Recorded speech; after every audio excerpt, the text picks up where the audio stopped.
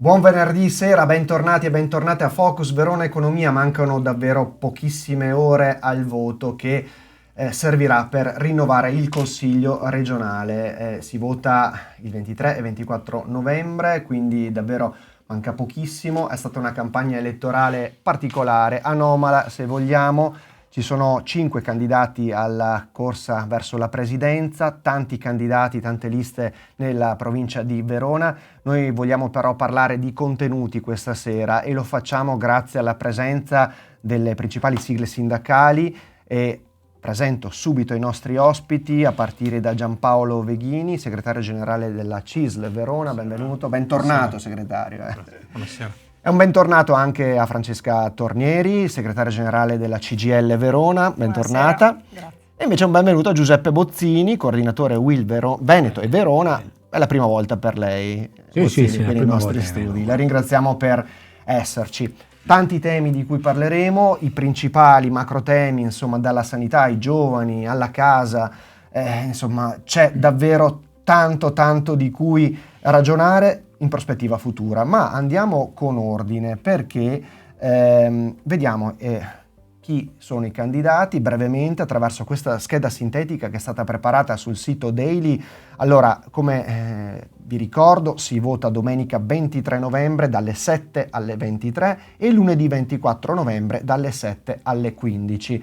I candidati presidenti, abbiamo Alberto Stefani per il centrodestra, il principale candidato, deputato della Repubblica, vice segretario federale della Lega, nonché segretario della Liga Veneta per Salvini, è candidato nella coalizione di centrodestra che unisce Fratelli d'Italia, Lega, Forza Italia, Noi Moderati, UDC e Liga Veneta Repubblica.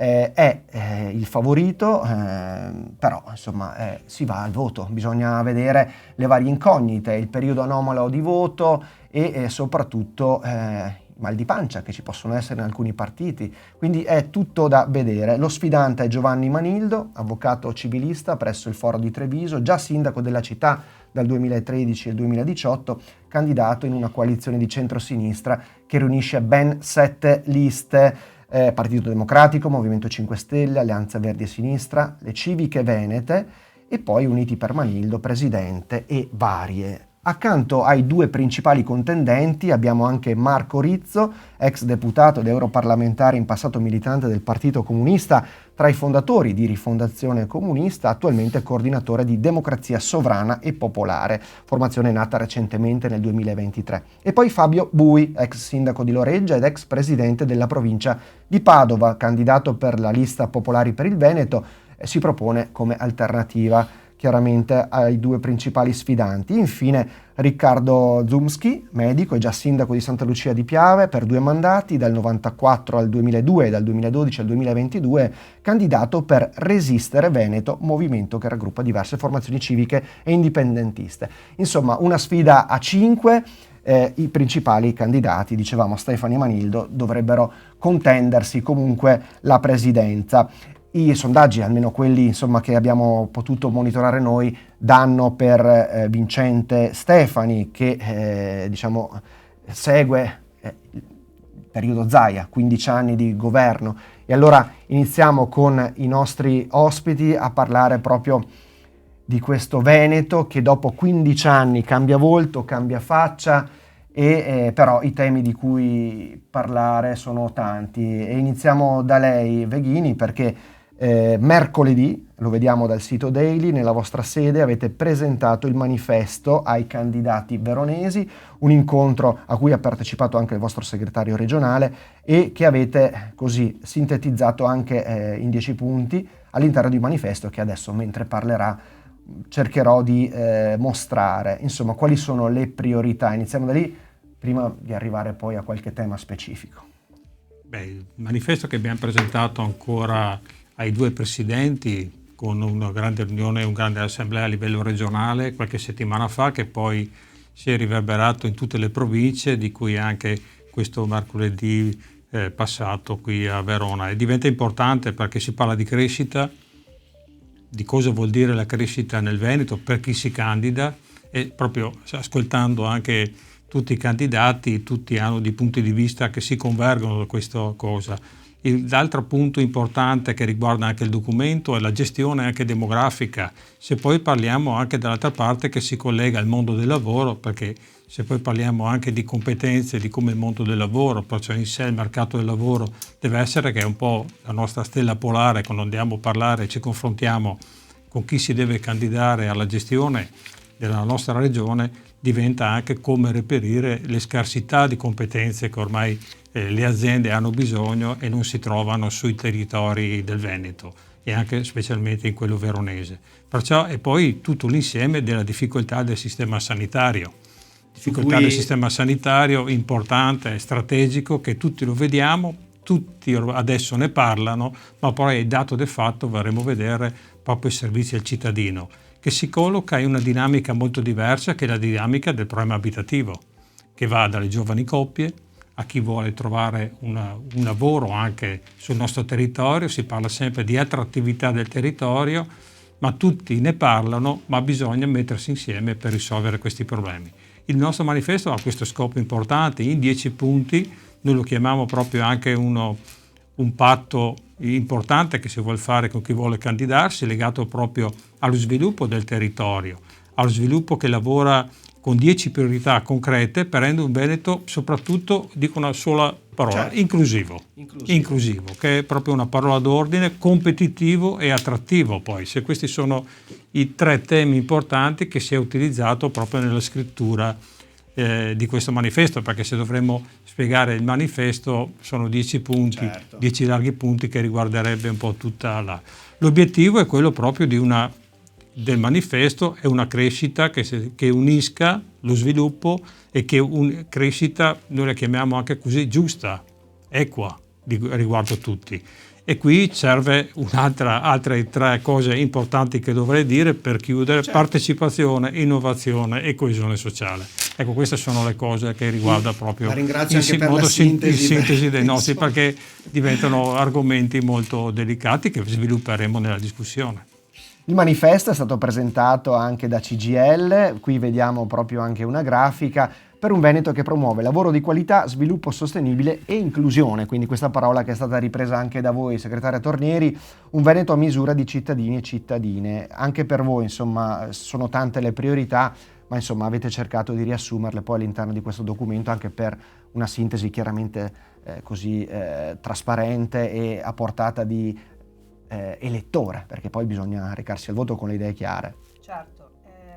Il documento è stato presentato dalla CGIL del Veneto la settimana scorsa ed è appunto un elaborato molto, molto approfondito e molto ampio, di cui esiste poi anche una sintesi, perché appunto i temi che sono stati sviluppati sono molti, cioè una parte che riguarda l'analisi per poi arrivare a delle proposte concrete, perché poi chiamiamo la politica che andrà a governare la regione a ascoltare le proposte per poi tradurle in scelte politiche che vadano in determinate direzioni, ovvero nella direzione di migliorare le condizioni di vita delle cittadine e dei cittadini, delle pensionate e dei pensionati, e le condizioni di lavoro di chi in questa regione lavora.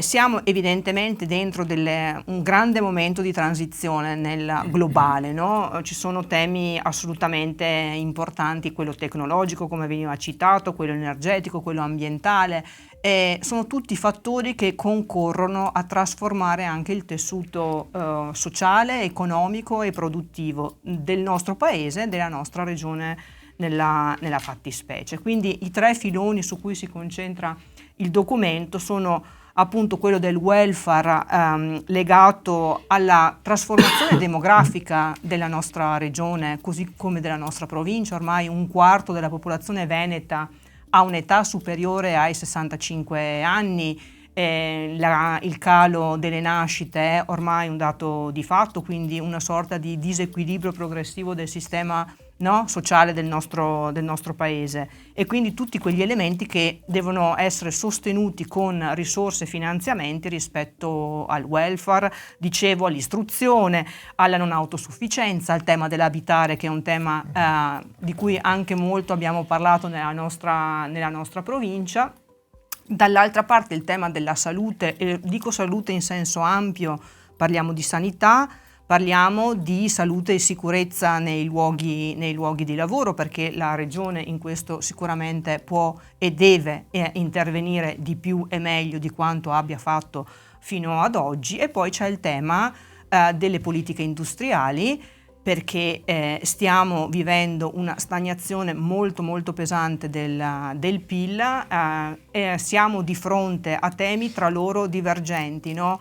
Una bassa disoccupazione, però dall'altro una crisi del sistema manifatturiero, pensiamo nel nostro territorio all'ambito soprattutto del settore metalmeccanico, ma se guardiamo un po' più in là il settore della moda che è presente nella nostra regione, il tema quindi della deindustrializzazione che implica scelte strategiche anche della nostra regione, ad esempio con un'agenzia come proponiamo noi, che abbia lo scopo appunto di progettare uno sviluppo diverso, coerente con le esigenze del nostro territorio, coerente anche con i fattori ambientali che sempre di più poi incidono nel benessere della vita delle cittadine e dei cittadini. Quando poi si parla del tema della sanità, il tema della sanità, esatto, impatta sia il tema dell'invecchiamento, lì parliamo sia di servizi sociali, sociosanitari e sanitari,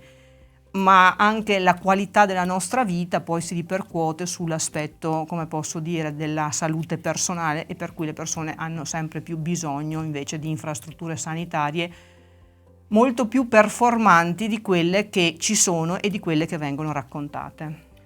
Bozzini, anche voi siete sul pezzo, insomma, come si dice in gergo giornalistico, perché di fronte a un appuntamento così importante come il rinnovo del Consiglio regionale, e soprattutto un rinnovo che diciamo segue 15 anni di Zaia, voglio dire, quindi un'occasione chiaramente anche per rivedere tante cose. Ecco, anche voi come Will avete proposto diversi punti.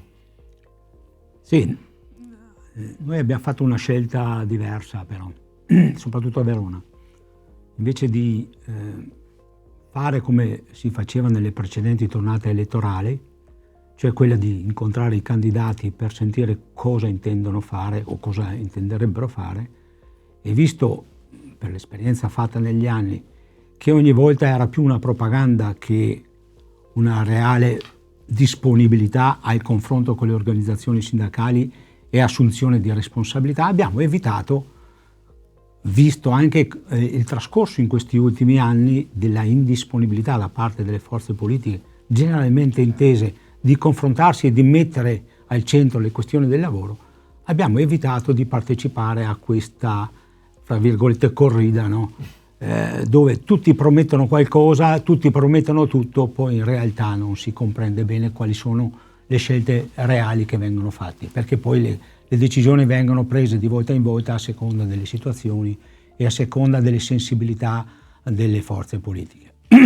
Certo, come ricordavano i due colleghi, ci sono degli argomenti estremamente importanti che la Regione Veneto dovrà affrontare. Prima di tutto, come veniva ricordato poc'anzi, la questione dell'invecchiamento e del fatto che non si fanno più figli all'interno del nostro territorio. Sono due problemi che impatteranno in maniera preponderante sia sui due aspetti. Prima sulla questione del lavoro.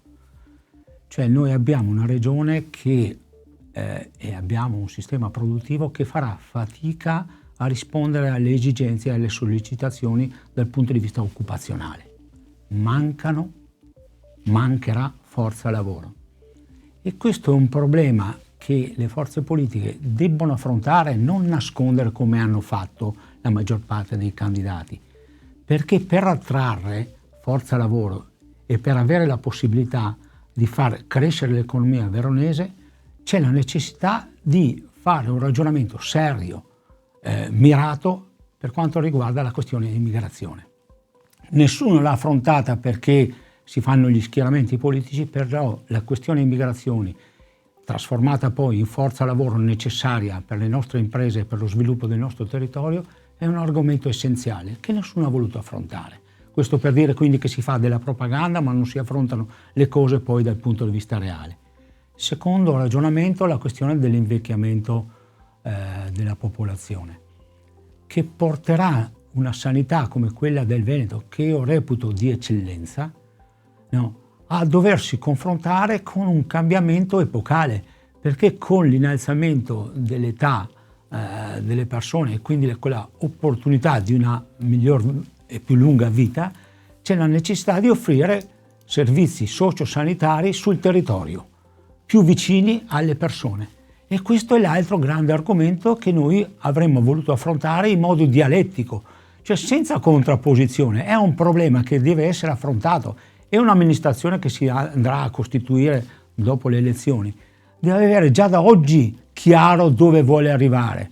Guardiamo la questione degli ATS. Siamo l'ultima regione che affronta la questione, e non la affronta neanche con un programma ben definito, ma la mette lì sul campo, dove poi i vari attori non si incontrano neanche a discutere per dare delle risposte. Certo. Ecco, questo per dire che quando si fa campagna elettorale c'è la necessità di essere più vicini alle cose reali e aprire il confronto che inizia con la campagna elettorale ma finirà poi con i mandati che dovranno essere affrontati, e il mondo del lavoro è spesso stato escluso.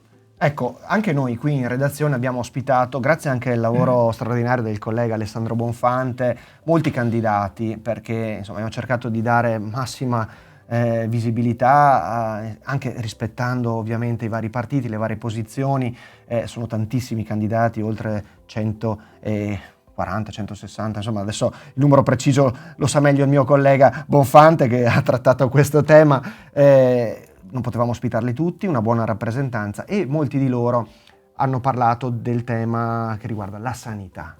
Se ne è parlato molto in campagna elettorale prima di avere le liste ufficiali, se ne sta parlando adesso, una sanità in Veneto che rimane, come ha detto Bozzini, e mi rivolgo a lei Veghini, sicuramente un modello eccellente rispetto ad altri, però presenta delle criticità, prima fra tutte ricordiamo le liste d'attesa, ma la carenza di personale, infermieri, medici, problemi sui contratti, dopo arriviamo anche ai servizi sociosanitari, le ATS, insomma bisogna davvero mettere ordine all'interno di questo ambito che per vari motivi, come abbiamo sentito, sarà fondamentale e centrale nei prossimi anni, no?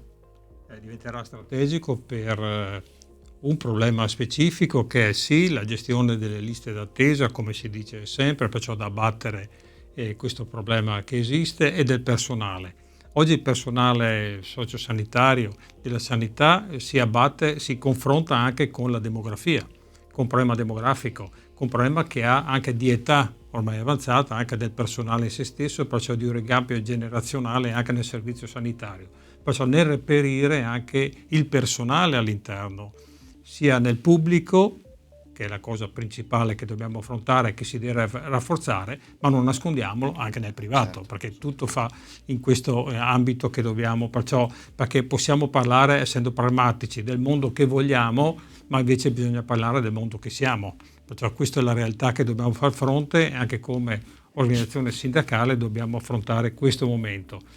L'altra cosa un po' riorganizzativa che esiste negli ambiti territoriali sociali è quell'ambito che riguarda il sociale all'interno del nostro territorio, che vede anche lì una gestione divisa in 4 grandi ambiti, con i comuni che dovranno gestire questi percorsi, che già si sono attivati, senza però magari un vero confronto con le istanze, chiamiamo così, o anche le idee, e anche un confronto vero con chi ogni giorno si occupa sia del sociale, perciò parlando con le persone sul territorio e altro, capendo le istanze che sono di problemi sanitari. Sto pensando, esempio, all'assistenza anche domiciliare, che non diventa che si incrocia con l'assistenza sociale da una parte, che è un'assistenza sanitaria. Sto pensando ai caregiver, anche i parenti, certo, che si dedicano ai loro genitori o a un cugino o altro, e anche qua serve una tutela, e la regione su questo può dire tanto, può fare tanto da questo punto di vista, come dall'altra parte perciò riconoscere lo status del caregiver, di questa persona che si dedica, e diventa una strategia. Perciò l'impegno che noi abbiamo chiesto nel confronto con i candidati, e anche degli impegni che poi vorremmo vedere per chi verrà eletto, perché sappiamo che in questo momento qua sono in tanti, poi ci saranno quelli che verranno eletti, di continuare come gli abbiamo detto in questi giorni, in questo periodo. Vi chiederemo giorno per giorno e vi chiederemo giorno per giorno quello che vi siete impegnati a fare. Perciò questo modo di lavorare, che per noi deve essere costante anche per una costanza che dobbiamo dedicare noi su questi nei vari livelli dell'organizzazione. Perciò diventa importante il confronto in questi giorni, dare un nostro parere, dare una nostra idea su come vogliamo anche percorrere questo percorso insieme. Perché poi quando si parla anche di attrattività, che il problema sociosanitario si colloca, e qua diventa poi anche le varie attuazioni che si possono avere, perché poi teniamo presente che all'interno anche poi a questo sistema si colloca le case di comunità, che sarebbe un nuovo presidio sanitario. E questi sono dati importanti da valutare. Sì, Giuseppe. Ecco, io tengo sempre però a mettere in evidenza che oltre alle cose che diceva Giampaolo, c'è la necessità anche di valorizzare il lavoro, perché i servizi sociali, l'assistenza alle persone, quando uno si ammala ha bisogno di essere assistito, e chi fa questo mestiere è un mestiere delicato, e da questo punto di vista come viene remunerato questa persona, come viene inquadrata contrattualmente, la quantità di persone sono essenziali se vogliamo fare un ottimo servizio. Se invece continuiamo a restringere gli ambiti, continuiamo a decentrare, ad appaltare servizi, attività che sono a servizio della persona, si riduce la qualità del servizio. E quindi anche questo è necessario affrontare. Il problema che parlavo prima dell'età, no? Anche, che si alza anche per i lavoratori del sociosanitario, è proprio collocato anche i carichi di lavoro che sono chiamati in questo momento, che avendo anche questo sono altamente un carico di lavoro che va su un problema di collocazione, di rispetto dei contratti intanto, e anche salariale, e di tutto quello che, perciò quel lavoro di qualità che tanto chiamiamo nel pubblico che nel privato, ma d'altra parte anche di carichi di lavoro che vengono chiamati, e lo sappiamo, sia i medici che anche tutto il personale sanitario. Viene da dire la Regione può tutto, perché in questo ambito specifico già esiste l'autonomia, no? Quindi il ruolo della Regione è centrale, lo è stato nella determinazione tardiva degli ATS. Ad esempio, per quanto ci riguarda, sarebbero dovuti essere più orientati a misure numericamente ridotte di cittadini, no? Cioè un ATS doveva coprire 100.000 cittadine e cittadini e non i 4 ATS che abbiamo sulla provincia di Verona, che coprono una quantità quasi 250.000 tra cittadine e cittadini. Quindi quando si parla di prossimità, di presa in carico, di servizi alla persona, no? Improvvisamente durante il Covid abbiamo tutti scoperto quanto fosse importante la medicina territoriale, avere sempre più vicini a sé i servizi. Ecco, poi bisogna determinarli nelle scelte. Io, a differenza, noi come CGIL, a differenza di quello che dice Giampaolo, la concretezza che condivido, che poi bisogna tradurre in scelte. Per me la scelta politica è la concretezza, però bisogna anche, come posso dire, delineare quello che per noi è non il sogno, ma quello che è per noi il fondamento. Per quanto ci riguarda, il fondamento sta nella dinamica pubblica, cioè la sanità pubblica è e rimane un valore, perché è quell'elemento che la Costituzione mette sul piano dell'uguaglianza, no? Della possibilità di fruizione da parte dei cittadini indistintamente dalla loro capacità di reddito, perché il sistema privato invece, poi non entriamo nel merito del tema del privato convenzionato, ma sempre di più la sanità sta diventando un business e sta diventando un costo per le pensionate, i pensionati, le lavoratrici e i lavoratori, che per abbattere quelle liste d'attesa che il pubblico non riesce a garantire invece devono, come posso dire, intervenire con il proprio reddito qualora siano in grado di sostenerla, se no il rischio è quello di non curarsi, di non prendersi cura di sé. Questo è una sorta di salario indiretto, ovvero no, sul tema dei contratti la Regione può fare poco, però in termini di valorizzare la redditività delle pensioni piuttosto che degli stipendi. Può fare molto nel momento in cui fa interventi sul socio-sanitario, sul sanitario, che alleggeriscano le spese delle cittadine e dei cittadini di questa regione. Dopodiché si dice che ci vogliono le risorse. Si deve intervenire sul versante fiscale, perché se le risorse non ci sono, si devono andare a recuperare laddove è possibile recuperarle. Le rendite, tassando le rendite, oppure andando a recuperarle con una progressività diversa dell'addizionale regionale. Quindi le scelte poi vanno sostanziate, però il tratto, come posso dire, il disegno complessivo, ad esempio su questi temi, per noi è più legato a un'idea di collettività, di equità che sta proprio nell'elemento pubblico. Sull'elemento pubblico, a proposito di ATS, anche perché magari chi ci sta seguendo non ha ben chiaro cosa sia questo acronimo e la rivoluzione che porta con sé, perché la regione, dopo magari lo spiegherete meglio voi, ha delegato i comuni affinché si uniscano in 4 ambiti territoriali diversi, appunto, per provvedere all'erogazione di questi servizi sociosanitari, indicando, suggerendo la persona giuridica, la veste giuridica, ma non dando un'obbligatorietà di un modello rispetto ad un altro. Nell'est veronese, grande polemica, la vediamo proprio dal sito daily.it, sindacati uniti per la natura pubblica dei servizi sociali, perché il consorzio che andrebbe in teoria a costituirsi avrebbe una natura economica di tipo privato, e questo con i rischi, insomma, che i sindacati sollevano nel vedersi privatizzare, insomma, qualche servizio. Proprio CGIL invece ha partecipato, sempre dal sito, in questa volta Verona Economia, a un incontro con Aspeco, che è la prima ATS formalmente costituita, lo sarà a metà dicembre con la firma del notaio, ma insomma ci siamo, è soltanto una questione formale, dove invece la veste giuridica è di sostanzialmente una forma consortile, se non sbaglio, di tipo non economico, quindi che rimane, almeno nella forma, completamente pubblica. Ecco, Tornieri, magari prima di passare ad altri argomenti, chiarirei anche un po' perché siamo di fronte a questa a una rivoluzione del servizio sociosanitario, quindi con una delega che viene data alla regione, ai comuni stessi, che si devono organizzare sostanzialmente, no? Sì, esattamente, la regia della regione doveva essere molto più stringente nel determinare le forme giuridiche di questi consorzi.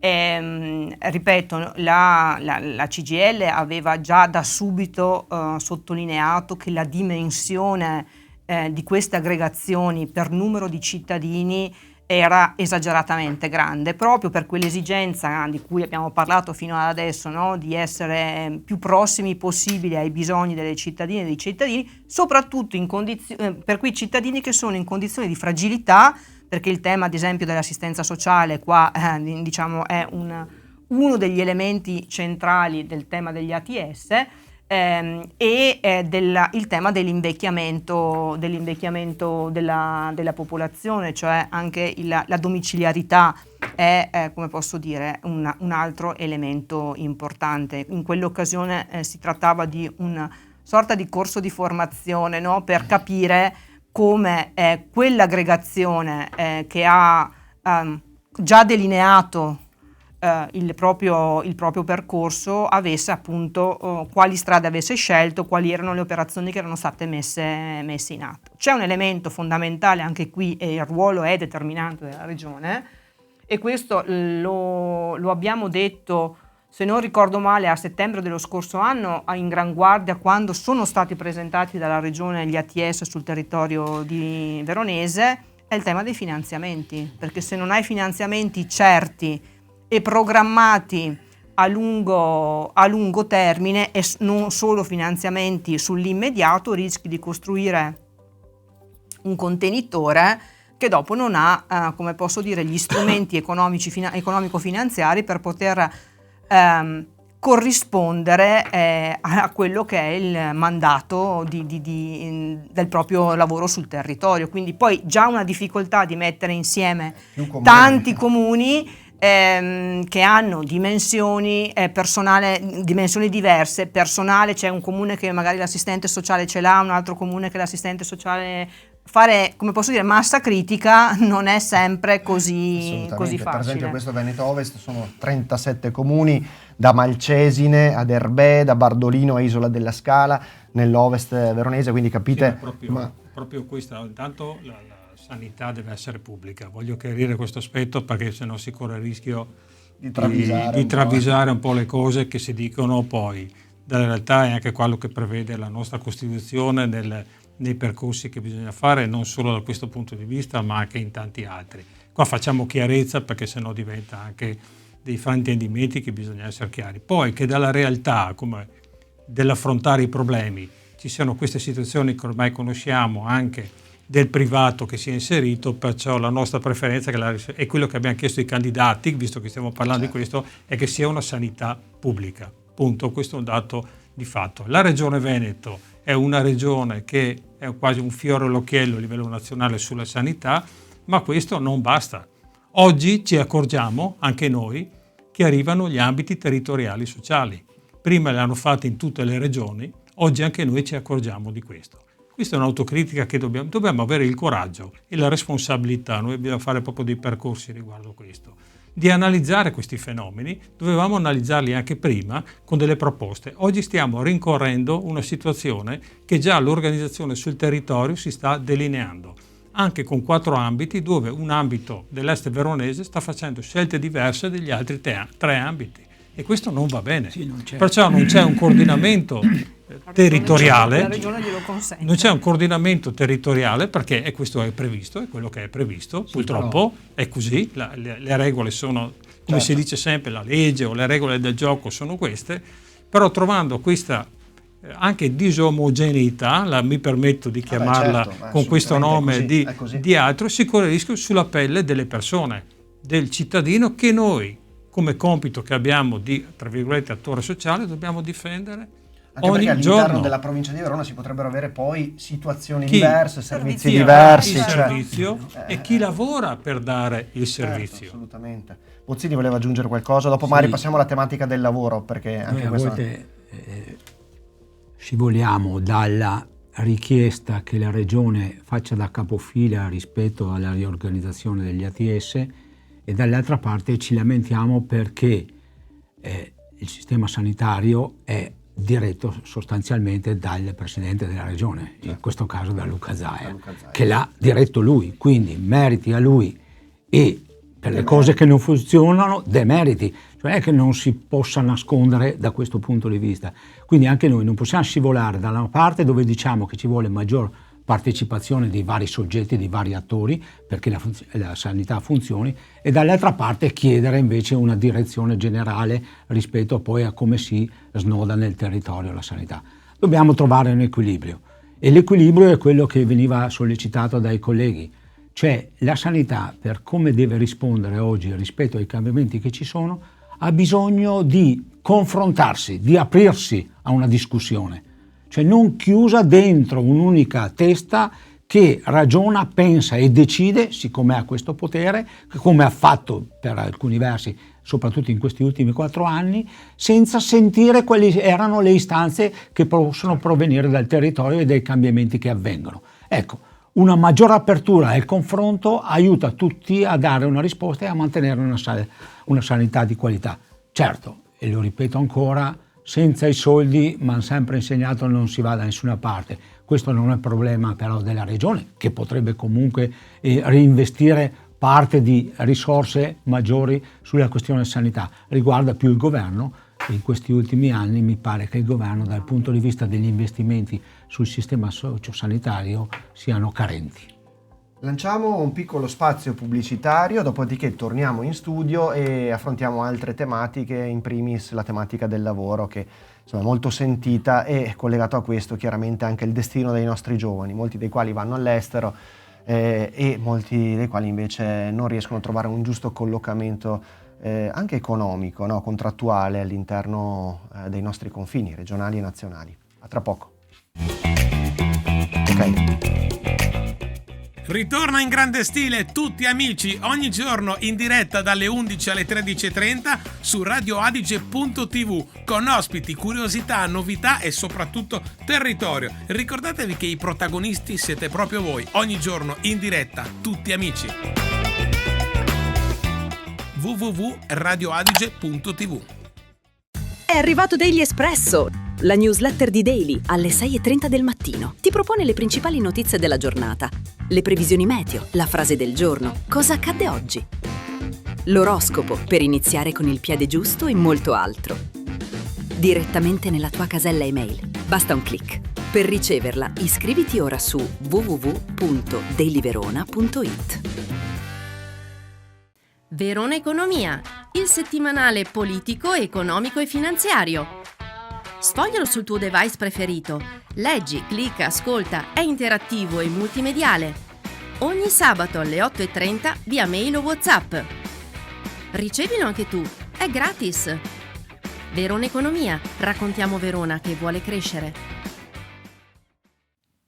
Bentornati in studio, abbiamo ospiti i principali attori del sindacato veronese per parlare a pochissime ore dal voto per rinnovare il Consiglio regionale, insomma, quindi stiamo affrontando tematiche, abbiamo parlato della sanità, sicuramente un tema al centro delle agende non solo dei sindacati, anche dei cittadini. Parliamo ora di lavoro, giovani, perché c'è tanto da dire. Veghini, lei era stato ospite anche alla settimana veronese della finanza, in una delle puntate dal sito veroneconomia.it abbiamo estratto una intervista e diceva: investire sui giovani e sul territorio per affrontare le sfide del lavoro. Le sfide del lavoro sono tantissime, perché se, come ci diceva l'assessore regionale al lavoro Valeria Mantovan, assessore uscente, i numeri sono positivi, almeno dal suo osservatorio, chiaramente c'è un problema salariale, un problema anche di inquadramento contrattuale, insomma sono tante le criticità da mettere sul piatto, no? Allora, partiamo da un brutto cominciare così, però da un dato. Bisogna partire da un dato. dai 460.000 lavoratori in meno attivi avremo nei prossimi 12 anni nel Veneto. Questo deve far riflettere un po' un dato importante, però ciò vuol dire che tutta la forza lavoro di Verona, presente su Verona, sono proprio 400, sparirà nei prossimi 12 anni. Facciamo un intero territorio senza lavoratori, come può essere il nostro territorio. Tanto per fare un esempio proprio terra a terra delle cose che stiamo parlando.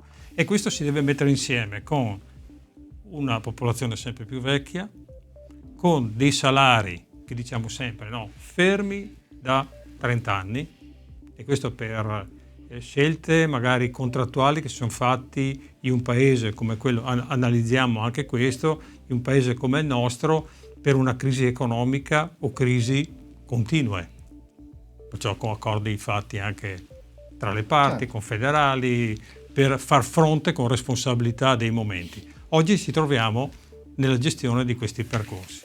Di fronte a questo abbiamo un altro problema, che da 20 anni abbiamo il problema delle nascite. Non più natalità, ce ne accorgiamo ora, di una politica vera sulla natalità, che si porta avanti con l'altra parte, che è quella demografica nella popolazione sempre più anziana. Abbiamo bisogno di asili nido, abbiamo bisogno di incentivi per i giovani perché rimangano sul nostro territorio, abbiamo bisogno di un forte apprendistato, perciò anche di formazione qualificata e anche per lavoratori, chiamiamoli comuni, tra virgolette, nel rispetto di tutti. E poi anche questo si scontra con l'altra parte, che è quello degli alloggi, cioè gli alloggi accessibili che abbiano accesso per essere, come l'ho detto prima e continuo a dirlo, perché è una cosa che bisogna continuare a dire per cominciare a crederci tutti e fare qualcosa, di creare veramente Verona un territorio attrattivo. Partiamo dal punto che è quello del lavoro. Le aziende hanno bisogno di lavoratori, sia da una professionalità alta che una professionalità bassa. E questo però ci accorgiamo ora che un problema non è solo quelli che i ragazzi che 20 anni fa sono andati via, che sono formati sul nostro territorio, dall'eccellenza che abbiamo sia di istituti tecnici che di enti formativi e altro, sono andati via, e abbiamo il problema che si monta con il calo delle nascite. Perciò un mix che è diventato pericolosissimo, E oggi ci troveremo con questi dati preoccupanti che ci danno anche sul nostro territorio, da qua ai prossimi 12 anni, 70.000 lavoratori in meno sul territorio veronese. Queste ricerche fatte incrociando i dati Istat. E questo è quello che dobbiamo affrontare, e questo dobbiamo affrontarlo con serietà e con pragmatismo. Poi l'altra parte è il lavoro di qualità. Oggi guardiamo che si parlava prima di morti sul lavoro, ancora una volta abbiamo un triste primato di 20 morti sul lavoro sul nostro territorio, oggi quasi un 35% in più dell'anno scorso, e nessuno ne parla più. E questa è una cosa che deve far riflettere tutti noi. Assolutamente. Tornieri, lavoro, citavamo prima anche il metalmeccanico, che è un settore che voi come CGIL e FIOM avete seguito, in particolare nel veronese, una crisi profonda, ma al di là di questo, insomma, aziende che delocalizzano, che vengono qui, che se ne vanno, che non offrono garanzie, che trattano, insomma, anche i dipendenti insomma, come numeri, spesso e volentieri, non sempre per fortuna, però temi su cui bisogna riflettere. La Regione ha messo a disposizione l'unità di crisi, che in alcuni casi insomma è anche servita, seduti al tavolo c'eravate anche voi come sindacato, però bisogna insistere un po' su questi temi che ricordava anche Veghini: sicurezza, stabilità contrattuale, pensioni povere se gli stipendi di oggi sono poveri, quindi insomma che sintesi potremmo fare? Perché... Allora, sì, il ragionamento è molto ampio e allora il tema è salari poveri, pensioni povere. Questa è un'equazione, come posso dire, matematica,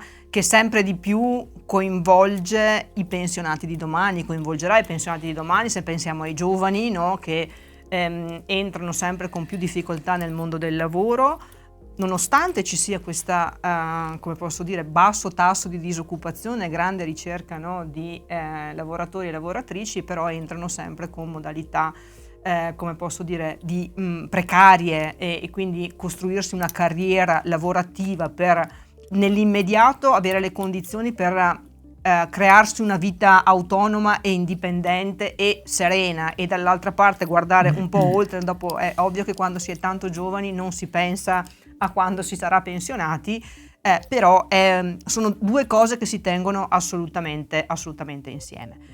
Però rimanendo focalizzati su quello che la Regione può o non può fare, perché appunto il tema dei contratti non è un tema che, se vogliamo, è strettamente legato alle possibilità di intervento da parte della Regione. I contratti si fanno a livello nazionale, poi si fa la contrattazione di secondo livello dentro i luoghi, dentro le aziende. Però quello che dicevo prima, ci sono interventi, no, che hanno a che fare con il cosiddetto salario indiretto, cioè quei servizi, quelle strutture che la Regione può sostanziare, finanziare, consolidare in modo da sgravare le lavoratrici e i lavoratori, e ovviamente le pensionate e i pensionati.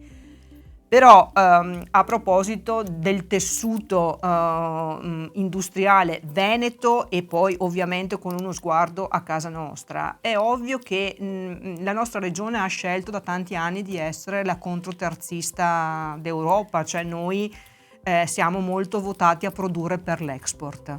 Se va in crisi la Germania, di rimando va in crisi anche il nostro territorio. Allora, non sono esattamente connesse le due cose rispetto alle crisi aziendali che abbiamo affrontato, penso proprio esattamente nell'ultimo anno, soprattutto, ripeto, nel settore metalmeccanico, ma qualcosa abbiamo visto anche nel settore chimico, no? Ovvero negli ultimi 10, 15, 20 anni parte del tessuto industriale è stato gli imprenditori di casa nostra, no, non tanto e non solo smantellato, ma gli imprenditori di casa nostra sono stati sostituiti da multinazionali o da fondi che hanno, come posso dire, un legame col territorio sicuramente diverso, no? Quindi si diceva dell'unità di crisi, che va bene, si potrebbe provare a ragionare un attimo prima di arrivare alla dover gestire le crisi, quando prima accennavo alla possibilità di creare un'agenzia per lo sviluppo regionale, proprio con questo obiettivo, cioè di disegnare, di mettere insieme soggetti diversi per disegnare quella che può essere, no, un tessuto industriale E quando parlo di industria non parlo solo di manifattura, perché ormai anche quella del terziario, penso al turismo, è una vera e propria industria. Va provato a fare un disegno complessivo prima di arrivare solo alla gestione del momento delle crisi, e in questo ci stanno anche, secondo noi, le relazioni con enti terzi che possono essere l'università, perché il tema della ricerca, dello sviluppo, soprattutto in un contesto come quello che stiamo vivendo adesso di forte transizione, perché l'impatto che avrà l'intelligenza artificiale ancora non lo abbiamo, come posso dire, ben chiaro, no? Se sarà integrativo, sostitutivo, espulsivo rispetto al mondo del lavoro. Quindi ci sono alcune cose che la regione può fare, come ad esempio nei casi di crisi aziendale il sostegno al reddito, cioè nel momento in cui abbiamo situazioni di cassa integrazione piuttosto che di crisi o periodi di sospensione dal lavoro, la regione può immaginare di sostenere i redditi dei propri cittadini. L'ultimo tema che mi è particolarmente caro è il tema degli appalti, perché dentro il tema degli appalti si annida anche un'altra questione, che è il tema della legalità, che era un po' uno dei quesiti del referendum, insomma, promosso dalla CGIL. La questione degli appalti, la qualità del lavoro che si sviluppa all'interno degli appalti è un tema centrale, perché bisogna invertire il paradigma, cioè non ragionare sempre solo nel massimo ribasso. E quindi diciamo che gli enti in questo possono fare delle cose come datori di lavoro o come soggetti che, come posso dire, affidano a terzi il lavoro. Però è importante ragionare e stringere, come posso dire, patti veri e propri per limitare il tema degli appalti a cascata. Bozzini, l'ho visto sospirare un attimo su questo punto. Che sospiro era?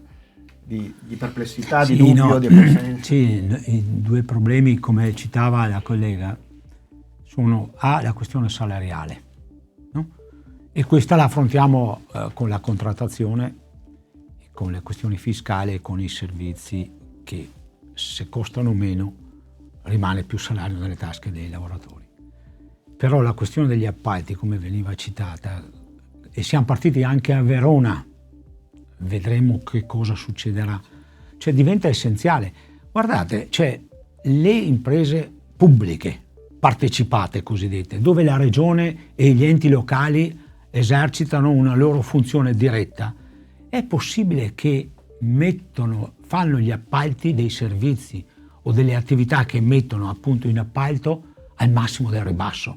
Cioè siamo ancora nel 2025 che fanno gli appalti al massimo del ribasso, senza il rispetto dei contratti, senza il rispetto delle regole che tutelano la salute e la sicurezza. È possibile una cosa del genere? Allora diventa gioco forza che la regione e chi gestirà la regione deve imporre la necessità che sugli appalti vengano rispettati i contratti e le norme di salute e sicurezza. Questo è un primo dato essenziale. Il secondo ragionamento veniva citato da Paolo prima sulla questione del mismatch esistente tra domanda e offerta.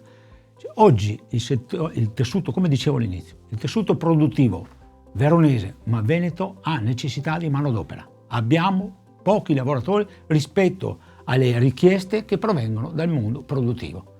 Dobbiamo metterci le mani sulla questione del mercato del lavoro o no? Quindi è anche una scommessa delle organizzazioni sindacali in questo caso. Noi avevamo fatto per esempio un protocollo se lasciamo che le cose vanno così, da una parte salari bassi, dall'altra parte lavoro nero, irregolare, precario. No? Noi abbiamo fatto una scommessa, l'abbiamo tentato come organizzazioni sindacali, di fare con la Regione Veneto e con la dottoressa Donazzan, avevamo tentato di fare un protocollo, no? Che sulla questione per esempio del caporalato e la questione del mercato del lavoro mettesse insieme i dati dell'INPS, dell'INAIL, d'accordo, dell'Agenzia regionale dell'impiego, cioè e le organizzazioni sindacali con gli enti bilaterali per tentare di fare quadrato e capire il mismatch esistente per incidere sulla gestione del mercato del lavoro, perché se la lasciamo così com'è il risultato è le contraddizioni che vediamo. Bene, che cosa si è fatto? è passato una legislazione, è passata la seconda legislazione, non si è fatto nulla. Allora significa che il lavoro viene utilizzato esclusivamente per produrre ricchezza, che poi noi invece diciamo creiamo insieme la ricchezza e poi al limite litighiamo su come distribuirla, ma per creare ricchezza servono imprenditori, imprese e dall'altra parte servono lavoratori. Vogliamo gestire la questione del mercato del lavoro in maniera diversa, con un'azione più partecipata? Questo è uno dei quesiti che mi sarebbe piaciuto porre, ma anche qua si discute tanto negli atenei, si continuano a fare convegni, ma poi dal punto di vista concreto, razionale, cioè non si fa nulla. Dell'immigrazione appunto regolare per creare una forza lavoro che manca, anche su questo, insomma. Parlando proprio di questo, anche parlando del tema degli appalti, siccome parliamo del livello regionale, che altro dire che è stato firmato un protocollo sugli appalti i primi mesi di ottobre, proprio che riguarda tra parti sociali e parti datoriali con la Regione Veneto, riguardo proprio il primo passo che riguarda anche soprattutto il monitoraggio poi di questa situazione gravosa che esiste nel mondo degli appalti, per controllarlo, per verificare una presa di responsabilità che va oltre agli annunci che dobbiamo fare. Perciò anche qua, incalzando la regione, si è riusciti a fare qualcosa. Il problema è delle che cose non ci fatte. Fermiamo sempre ai protocolli. Io dei protocolli comincio a diffidare. Faccio il monitoraggio, ma intanto azioni. qualcosa. Sì, azione vuol dire fare con responsabilità anche dei protocolli di accordo per poi monitorarli e portarli avanti. E questo dipende da noi, che li abbiamo fatti. La CGIL quel protocollo non l'ha firmato perché non l'ha ritenuto soddisfacente. Sì, perfetto, ma è giusto dirlo che qualcosa di passo è stato fatto. Poi delle differenze che ci sono, che si chiamano protocolli proprio nel rispetto anche reciproco tra le parti, per portare avanti con responsabilità delle azioni che impegnano tutte le parti con un obiettivo unico, che è la tutela dei lavoratori e lavoratrici che lavorano in quei settori molto delicati. Punto. Poi possiamo parlare di tutto di più, però è questa grande responsabilità e quella tutela che noi dobbiamo attuare. È la forza che dobbiamo poi attuare ogni giorno, cioè non è che dopo il protocollo spariamo, dopo il protocollo dare azione a quelle cose sottoscritte. Purtroppo ci sono tante volte che le controparti, ma quando si fanno anche gli accordi aziendali, quando si fanno tante cose, i contratti che si possono fare magari spariscono dalle relazioni, noi le chiamiamo relazioni sindacali, industriali, e queste relazioni che si fanno ogni giorno. Ma questo poi sta a noi, che rappresentiamo una parte, a sollecitare l'altra parte nel rispetto delle cose fatte. Volevo aggiungere, quando si parla di buone pratiche, io continuo a pensare che bisogna fare. No. Recentemente CGIL CISL-UIL qua di Verona, con l'Università di Verona, abbiamo messo in campo un protocollo che dovrebbe fungere da osservatorio per quanto riguarda la questione dell'incidenza dell'intelligenza artificiale sul mondo del lavoro. Cioè anche qua la capacità di elaborare la capacità di elaborare a priori, no, che cosa potrà introdurre l'intelligenza artificiale in molte delle attività e del sistema e di come si riorganizzeranno le imprese poi da questo punto di vista. Cioè è necessario che ci sia chi previene questi fatti e quindi che assieme si dialoghi per sentire quali sono le diverse sensibilità e le diverse esigenze. Le imprese avranno determinate esigenze per raggiungere e incrementare la loro capacità di produttività, dall'altra parte ne subirà il mondo del lavoro, riqualificando forme di lavoro, no, che oggi magari sono impensabili. Ecco, questo è la capacità di guardare oltre. Questo argomento mi permette di introdurre l'ultimo argomento, l'ultimo tema di cui andiamo a parlare, perché mancano davvero pochi minuti alla conclusione di questa puntata, ma è il tema dei giovani, chiaramente che è strettamente collegato al lavoro, strettamente collegato alla rivoluzione tecnologica, all'intelligenza artificiale. Giovani che poi sarebbe curioso vedere quanti andranno anche a votare per capire se effettivamente si sta un po' invertendo questo trend di disaffezione al voto. Giovani che in maniera un po' così inflazionata continuiamo a dire ma sono il futuro, in realtà bisogna prima ascoltarli, capirli, capire quali sono le esigenze. Rispetto alle generazioni passate sicuramente hanno bisogni diversi. Ecco, su questo punto, e chiudiamo magari con l'ultima carrellata, che tipo di proposte, che osservazioni fanno le sigle sindacali veronesi? Partiamo da Veghini. La riflessione sui giovani è proprio nel mettersi insieme con anche tutte le parti datoriali e altro per analizzare queste richieste che ormai ci sono. Il cambio generazionale è in atto da tanto tempo e questo dobbiamo cominciare a partecipare e gestirlo. Logicamente bisogna creare delle situazioni sia nel mondo del lavoro, perciò la formazione diventa strategica, chiamata, se ne parlava anche prima, di politica attiva, e qua la regione, perché dobbiamo tenere il filone che stiamo parlando di regione, per i di candidati, esatto, per i candidati, per quello che si deve fare, diventa importante e fondamentale nella gestione di tutto questo, per dare opportunità ai nostri ragazzi di rimanere sul territorio, questo è importante, di rimanere qui, lavorare con un salario e un lavoro di qualità. Questo è un dato importante. Poi ognuno mette in campo quello che può fare la regione, quello che può fare il territorio dove uno lavora, quello che si può fare a livello nell'azienda dove uno appartiene, che sia pubblica o privata, e poi una competenza molto ampia. Perciò si innesca con l'altra cosa, che per attirare i giovani c'è un problema infrastrutturale anche, di opportunità che bisogna creare sul territorio. Anche l'emergenza casa, ad esempio, no? Sì, abbiamo questo strano match, no? Tra da un lato l'invecchiamento della popolazione, il progressivo spopolamento invece della popolazione in età lavorativa, perché se non ci sono nascite, e poi perdiamo i giovani che formiamo perché siccome non gli offriamo, no, le giuste opportunità sul nostro territorio, decidono che vanno a cercare opportunità migliori o fuori regione o addirittura all'estero, e poi difficilmente magari tornano indietro, perché quelle migliori condizioni che magari poi trovano all'estero permette loro di crearsi la vita altrove. Quindi abbiamo investito magari sotto il profilo della formazione, ma poi li perdiamo sotto il profilo, no, delle capacità e del ruolo che possono avere per uno sviluppo migliore del nostro paese. Ed è ovvio, come si diceva, che bisogna creare le condizioni intanto sull'accessibilità ai percorsi, no, di formazione. Qui ci possiamo mettere dentro qualsiasi tipo di formazione, quella professionale, la formazione universitaria.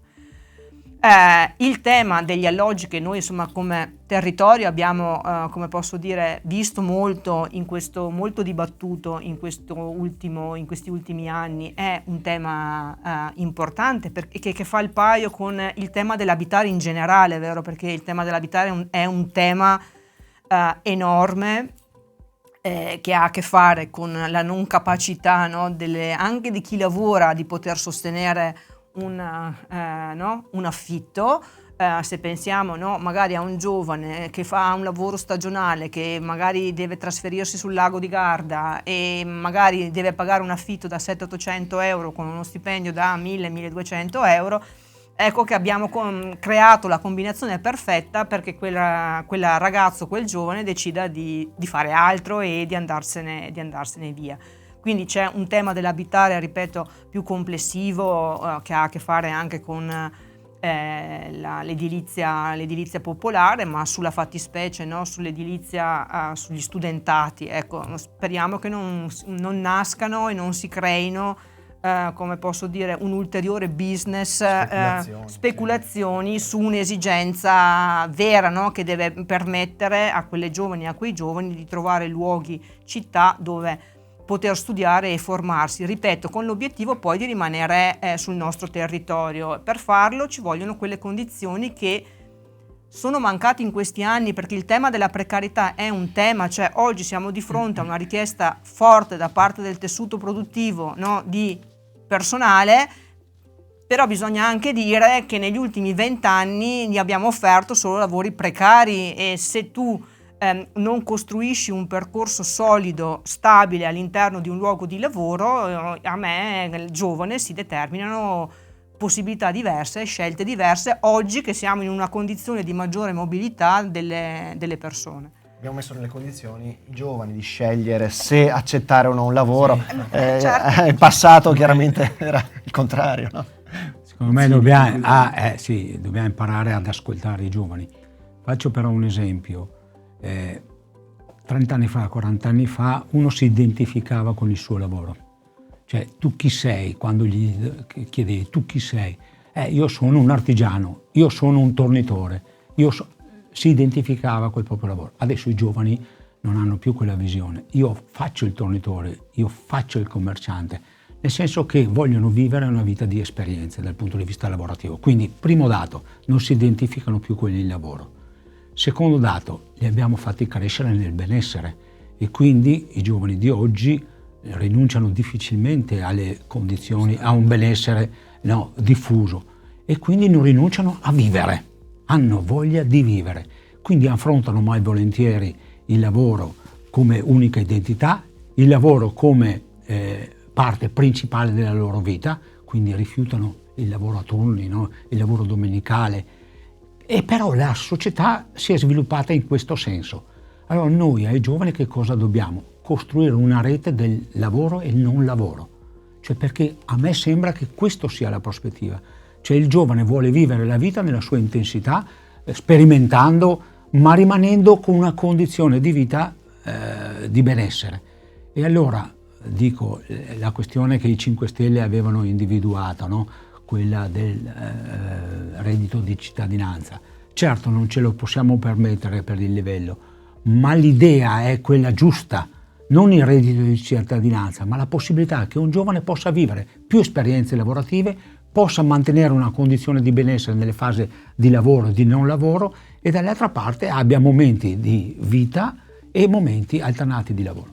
A me sembra che questo si stia prefigurando per i giovani. Non a caso, insomma, nelle aziende chiedono benefit, chiedono possibilità di smart working, chiedono situazioni o benefici, insomma, legati anche al welfare che fino a qualche decennio fa, insomma, erano sottoposti al reddito. Per esempio, la prima cosa che chiedeva un giovane era: ma quanto guadagno? Adesso, insomma, come sindacato abbiamo iniziato ad introdurre welfare aziendale, welfare contrattuale, welfare territoriale. C'è tutta una serie di opportunità dove la vita lavorativa è una parte importante, ma non quella l'unica sulla quale fondare le proprie esperienze.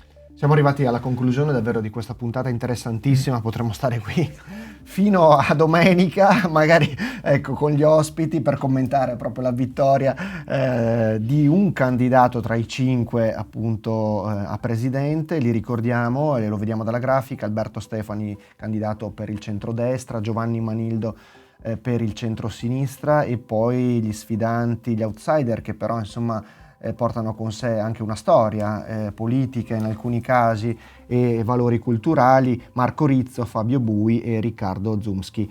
In bocca al lupo a chiunque vincerà questa sfida. Come abbiamo sentito dagli ospiti in studio, le criticità sono molte, ma c'è anche la volontà da parte dei sindacati stessi di mettersi attorno a dei tavoli di lavoro per trovare soluzioni, opportunità, lo abbiamo capito, sia in ambito sanitario, lavorativo, giovani, emergenza abitativa, ma poi insomma tutto ciò che davvero ne consegue, anche grazie a questa rivoluzione tecnologica digitale di cui appunto Tornieri ci ha parlato e di cui non conosciamo bene ancora i confini di ciò che sarà. Lo scopriremo solo vivendo, insomma, citava una canzone. Ringrazio Giampaolo Veghini, segretario generale della CISL Verona, Francesca Tornieri, segretaria generale della CGIL Verona, e Giuseppe Bozzini, coordinatore UIL Veneto Verona. Grazie per essere stati con noi. Grazie. Questa puntata di Focus Verona Economia termina qui. Mi raccomando, andate a votare, è un diritto che bisogna esercitare per rispetto dei diritti costituzionali e di chi insomma ha lottato anche per questo diritto. Quindi anche una scheda bianca, però si va a votare. Arrivederci e buon proseguimento su Radio Adige TV.